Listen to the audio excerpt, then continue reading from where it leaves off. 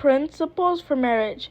Now concerning the matters about which he wrote, it is good for a man not to have sexual relations with a woman, but because of the temptation to sexual immorality, each man should have his own wife, and each woman her own husband.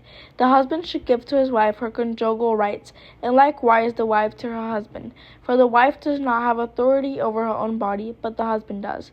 Likewise the husband does not have authority over his own body, but the wife does. Do not deprive one another, except perhaps by agreement for a limited time, that you may devote yourselves to prayer. But then come together again, so that Satan may not tempt you because of your lack of self-control. Now as a concession, not a command, I say this. I wish that all were as I myself am, but each has his own gift from God, one of one kind and one of another. To the unmarried and the widows I say that it is good for them to remain single, as I am. But if they cannot exercise self-control, they should marry, for it is better to marry than to burn with passion. To the married I give this charge, not I, but the Lord.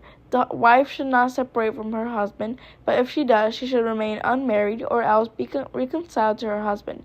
And the husband should not divorce his wife. To the rest I say, I, not the Lord, that if any brother has a wife who is an unbeliever, and she consents to live with him, he should not divorce her. If any woman has a husband who is an unbeliever, and he consents to live with her, she should not divorce him. For the unbelieving husband is made holy because of his wife, and the unbelieving wife is made holy because of her husband.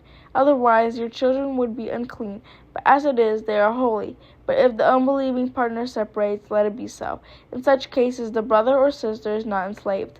God has called you to peace. For how do you know, wife, whether you will save your husband? Or how do you know, husband, whether you will save your wife?